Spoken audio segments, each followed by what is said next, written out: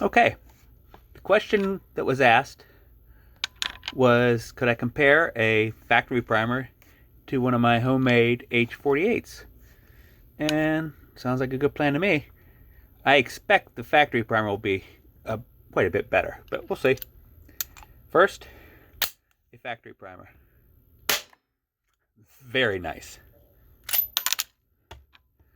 Now, one of my homemade with the H-48 compound.